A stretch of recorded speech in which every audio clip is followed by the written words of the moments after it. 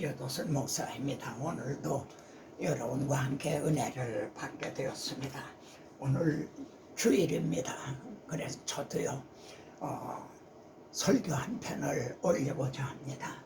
오늘 본문은 시편 91편입니다. 여러분도 성경을 찾으셔서요 저하고 함께 이제 상고하도록 하죠. 91편의 이제 키워드 열쇠는요 12절이라고 할 수가 있습니다. 12절이요. 12절을 우리 함께 우리 읽죠. 그들의 손으로 너를 붙들어 발이 돌에 부딪히지 아니하게 하리로다. 여러분 어느 말씀이 생각이 나시나요? 사탄이 우리 주님을 시험할 때 인용한 성경 구절입니다. 첫째 시험이 내가 하나님의 아들이면은 이 돌을 떡이 되게 해서 먹어라. 이렇게 시험을 했죠. 그때 주님은 기록하였으되 하고 성경으로 그걸 물리주셨어요. 사람이 떡으로만 사는 것이 아니라 하나님의 말씀으로 사느니라. 그랬더니 두 번째로 주님을 높은 성전 꼭대기로 데리고 올라가서요 여기서 뛰어내려라 그러면서 기록하였으되 성경을 인용하고 있다는 겁니다. 사탄도 성경을 인용하고 있다는 점이에요. 그런데 바로 많고 많은 성경 중에 시편 91편 12절에 너를 붙들어 발이 돌에 부딪히지 아니하게 하리로다. 여러분 이 말씀을 인용하고 있다는 겁니다. 사탄도 성경을 알고 있다는 이 경각심, 성경까지 인용을 하고 있다는 말이죠. 이 악용을 하고 있다는 이런 경각심을 갖게 됩니다. 그러면은 사탄이 91편 12절을 알았다면요 바로 이어지는 이 13절도 알았다는 것이 되죠. 이 13절 같이 있죠. 내가 사자와 독사를 밟으며 젊은 사자와 뱀을 발로 누르리로다. 여러분 어느 말씀이 또 연상이 되시나요? 창세기 3장 15절입니다. 여자 우선은 뱀, 사탄, 용, 내 머리를 상하게 할 것이라. 그러니까 사탄은요 그리스도가 사자와 독사를 밟으며 젊은 사자와 뱀을 발로 누리려다. 이 말씀도 알고 있었다는 게 되는 거죠. 사탄은 창세기 3장 15절에서요 여자의 후손에 의해 멸망당할 것을 선고를 받은 자입니다. 그러니까 이 말씀을 얼마나 증오했겠나요. 그냥 이를 부득부득할 정도로 증오했겠죠. 그래서 예수님을 시험을 해서 너는 나를 넘어지게 하는 자로다 하신 대로 주님을 넘어지게 하려고 이제 시험을 한 게 되죠. 그러니까 91편은 이 말씀에 의해서 이거 열쇠라는 거죠. 이 말씀에 의해서 해석이 돼야 된다.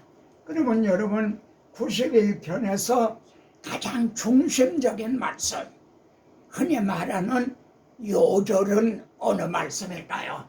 저는 1절 한번 같이 읽죠.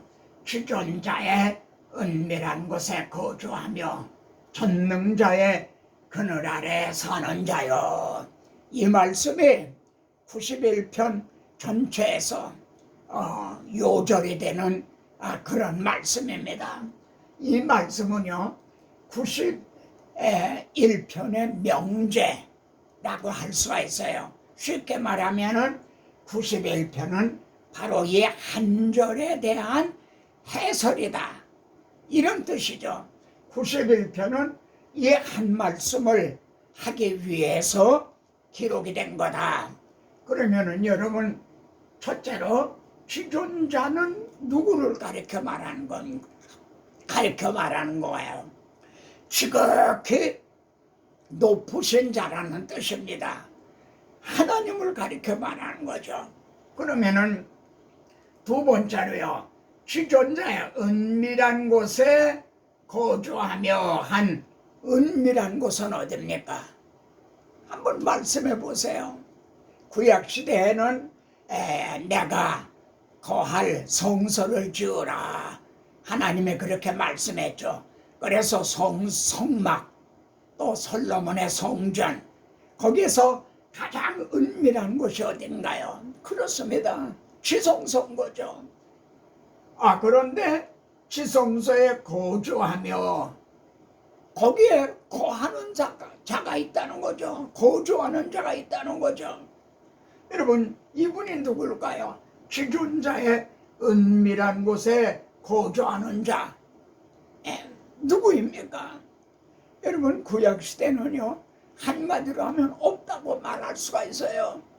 왜냐하면은 대제사장이라고 하도요, 1년에 한 번 대속죄일에만 잠깐 들어갔다 나오는 정도지, 여기는 아무도 접근을 할 수가 없는 곳이에요. 근데 은밀한 곳에 거주하는 자가 있다는 거예요.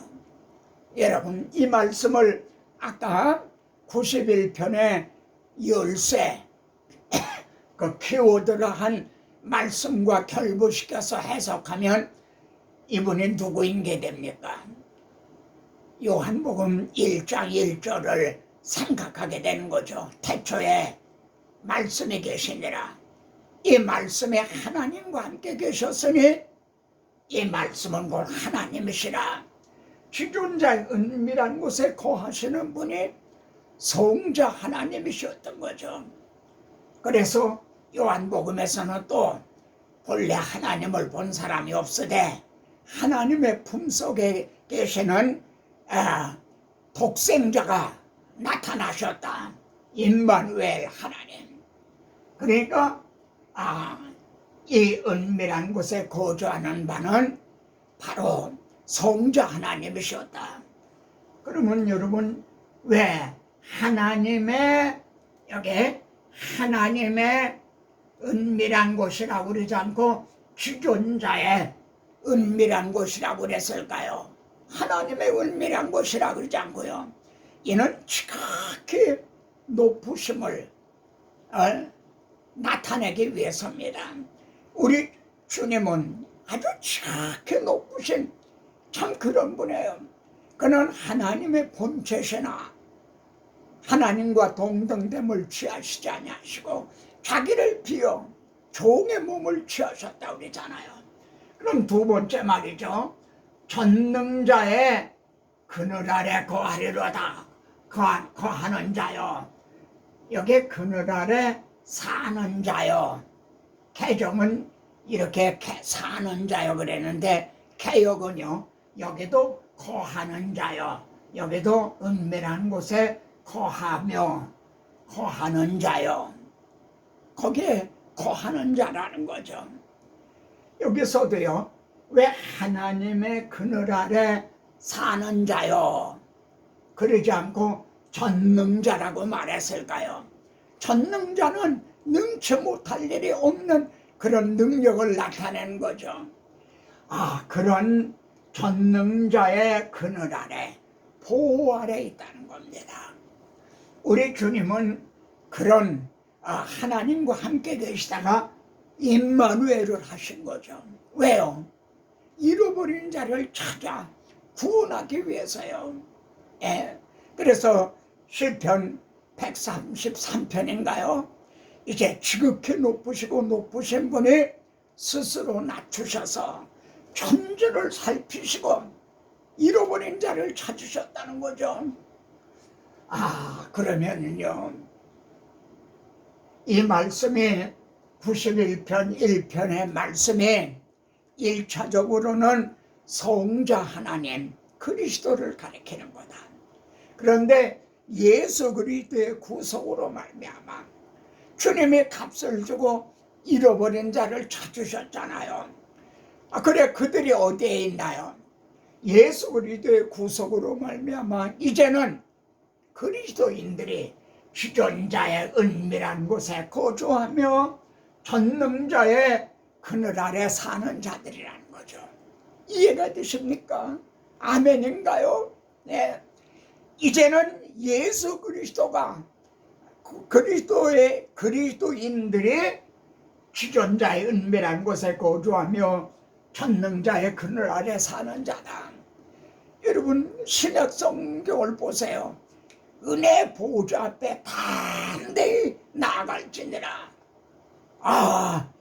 보좌 앞에 은밀한 곳에 말이죠. 담대히 나아가라는 거예요. 그리고 에베소서 2장에서는 주님과 함께 우리를 어디 앉히셨다? 하늘에 앉히셨다는 거예요.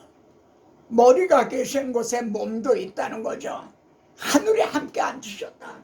그러니까 이제는 그리스도인들이 주존자의 은밀한 곳에 거주하며 전능자의 그늘 아래 사는 자다. 은밀한 곳에 거주하며 얼마나 안전합니까? 전능자의 그늘 아래 거한다. 얼마나 안전합니까? 여러분 그래서요 이제 여기 2절 보세요. 2절에 보면은 같이 한번 읽으시죠. 여기 2절에 나는 여호와를 향하여 말하기를 그는 나의 피란초요. 이 피란초가 구약시대는 누구였죠? 여호와 하나님이죠. 그런데 이 하나님이 임마누엘을 하신 거예요. 그래서 이제 우리들에게 피란초는 누구죠? 예수 그리스도가 피란초인 거죠. 예수 그리스도가 도피성인 거죠. 피란초요 나의 요새요 나의 의뢰하는 하나님이라. 나의 의뢰하는 내가 믿는 하나님이라 하리니 임마누엘 하신 예수 그리스도신 거죠. 그래서 성도들은요 주존자의 은밀한 곳에 거주하고 전능자의 그늘 아래 사는 자다. 그런데 4절 보세요. 그가 너를 그의 깃으로 덮으리니 내가 그의 날개 아래 피하리로다. 또 어느 말씀이 생각이 납니까? 주님께서 암탉이 그 병아리들을 날개 아래 품은 것 같이 내가 너희를 그렇게 품으려 한 적이 몇 번이나 되느냐. 그의 깃으로 덮으시리니 내가 그의 날개 아래 피하리로다. 전능자의 그늘 아래 보호 아래 전능자의 보호 아래 있는 말이죠. 이렇게 안전하다는 거죠. 그렇기 때문에요 여러분 3절을 보세요.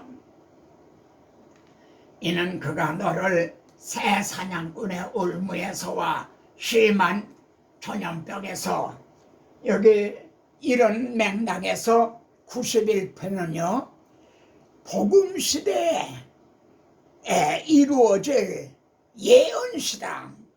박연선 목사님 주석에도 보면 이거는 교훈시가 아니다 예언시다. 말하자면 복음시대에 이루어질 예언시라는 거예요. 그렇다면 그가 너를 새 사냥꾼의 올무, 새 사냥꾼의 올무가 누구겠습니까? 이제 깨어라, 정신을 차려라. 사탄이 우는 사자와 같이 지금 산길차를 두루 찾고 있다. 새 사냥꾼의 올무, 우리를 다시 사로잡으려고 하는 말이에요. 그리고 심한 전염병에서 건질 것이미로라. 이 말씀은 문자적으로는요 그리스도인은 코로나에도 안 걸린다 그런 뜻이 아닌 거죠. 이건 구약시대 성도들의 눈높이에서 기록을 한 말씀이죠.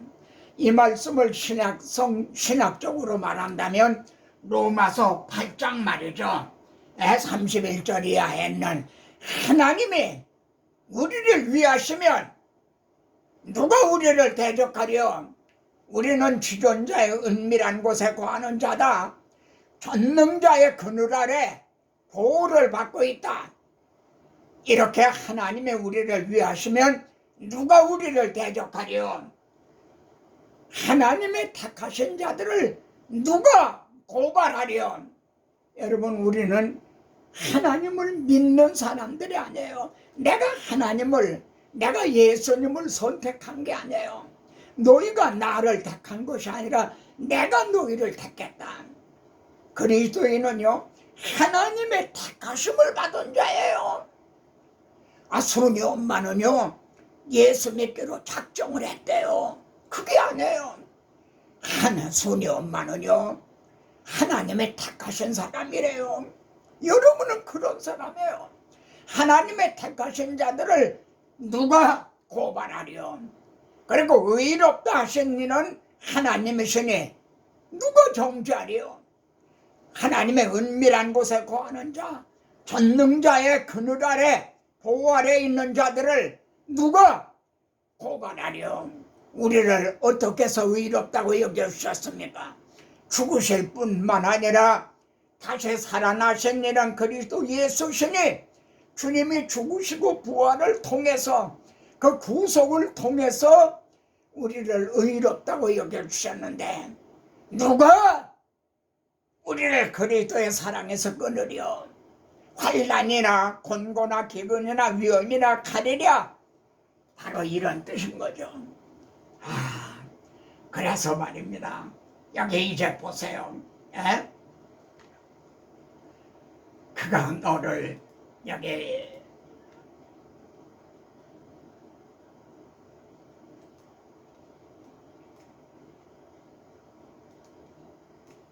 그가 너를 그의 깃으로 덮으시리니 내가 그의 날개 아래 피하리로다.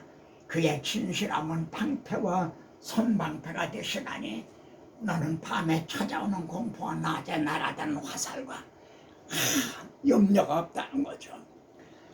자, 여기 우리들의 고백이 뭡니까? 내가 말하기를, 이게 우리들의 고백, 성도들의 고백입니다. 자, 내가 말하기를 우리의 고백이 뭡니까? 여호와는 나의 피난처시라. 누구예요? 여호와. 1차적으로는 여호와 하나님이에요.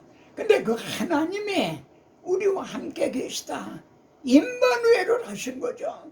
그래서 우리들에게는 임마누엘 하나님이 나의 피난처시라 하고 말해요. 이게 고백인 거죠. 여호와는 나의 피난처시라. 그리고 주존자를 너의 거처로 삼았으므로, 우리가 거기가 거처다 이게. 주존자의 은밀한 곳에 사는 자들이라 이게. 여러분, 노아 홍수 심판 때도요, 이 거처가 있었어요. 방주 아니었던 거죠. 출애굽 당시 때요, 피가 뿌려진 그 대문 안, 거기가 주존자의 거처로 삼은 곳인 거죠. 심지어 여리고를 심판할 때도요, 붉은 댕기가 매여 있는 그 창틀 안에 거기가 피난처여 거처였던 거죠. 이게 우리들의 고백입니다. 내가 말하기를 여호와는 나의 피난처시라 하고 주존자를 너의 거처로 삼았으므로, 거처로 삼았다. 나가시면 안 돼요. 예수 그리스도 안에 있어야 이제 밖에는 위험한 거예요. 그러면은 이에 대해서 하나님은 뭐라고 응답을 하셨나요? 하나님은 14절을 보세요. 하나님이 이르시되, 하나님께서 응답을 해주잖아요. 우리가 고백을 하니까 하나님이 이르시되 뭐라고 그러셨어요? 그가 나를 사랑한 줄, 내가 그를 건지리라. 그가 내 이름을 안즉 내가 그를 높이리라. 우리가 하나님을 아바 맞으라. 그리고 예수 그리스도를 믿음으로 그가 내 이름을 안즉 내가 그를 높이리라. 여기 건지리라도요, 구원하신다는 뜻이에요. 구원하리라. 그리고 그를 높이리라. 주존자의 은밀한 곳에 거하게 이제 하시겠다는 거죠. 자, 그러면은 이 91편에 도달하는 결론이 뭡니까? 15, 16절을 보세요. 이게 마지막 절이죠. 이게 도달하는 결론이에요. 그가 내게 간구하리니 내가 그에게 응답하리라. 그들이 환난 당할 때에 내가 그와 함께하여 그를 건지고, 여기 보세요. 여기 그를 건지고 영화롭게 하리라. 여러분, 그를 건지고 하는 말이 말이죠. 참 아쉬울 때가 있어요. 개혁에는요, 그를 구원하고로 돼 있어요. 구원한다. 그대로 두면 되지 왜 또 건지고라고 바꾸나요? 에? 구원하고, 구원하는데 어떻게 해요? 영원롭게 하리라. 여러분, 우리가 구원을 얻었어요. 그렇지만 아직 완성된 게 아니에요. 예? 영화롭게 되는 우리들의 낮은 몸이 주님의 영광의 몸과 같이 영화롭게 될 때, 그때 완성이 되는 거예요.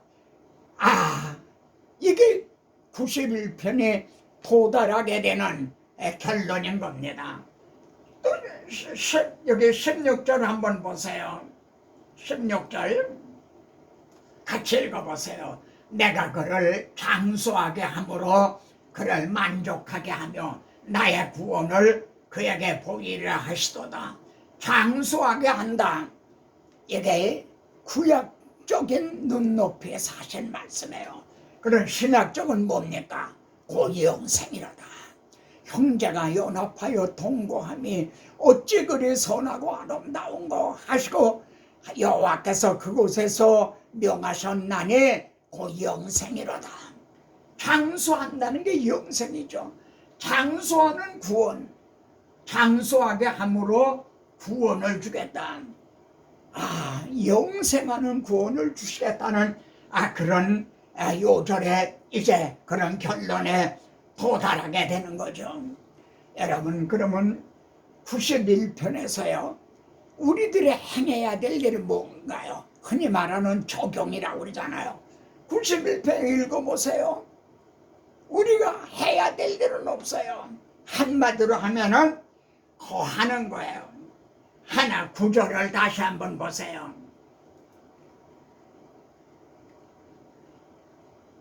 여호와는 나의 피난처시라고 여기 주존자를 너의 고초로 삼았으므로, 나의 고초로 삼았으므로. 이게 우리들이 할 일이에요. 그리스도 예수 안에 있는 자에게는 결코 정죄함이 없네. 그런데 오늘날에는 여기서 뛰쳐나가려는 사람들이 많죠. 우리는 고초, 이 피난처, 지존자의 은밀한 곳, 전능자의 그늘 아래, 거기만이 안전합니다. 밖은 위험합니다. 지존자의 고초로, 은밀한 곳을 고초로 삼으시기 바랍니다. 마지막으로 제가 한 말씀만 요한 1서에서 한 말씀을 인용하겠습니다. 요한 1서 4장을 한번 찾아보세요. 4장 16절 같이 읽어보시죠. 하나님이 우리를 사랑하시는 사랑을 우리가 알고 믿었노니, 우리가 사랑을 말입니다. 여기 알고 믿었노니, 아는 거는 머리로 아는 거죠. 그리고 믿었노니 하는 건 마음으로 믿는 거예요. 사랑을 우리가 알고 믿었느니 하나님은 사랑이시라. 그 다음에가 이게 중요하죠.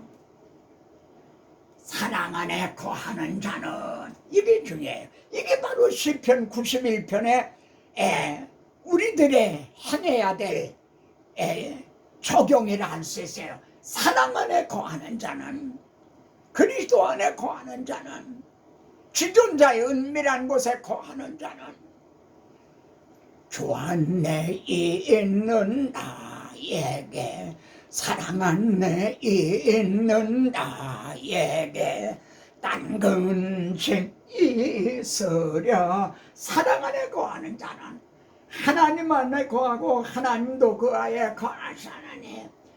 그리고요, 여기 보세요. 이로써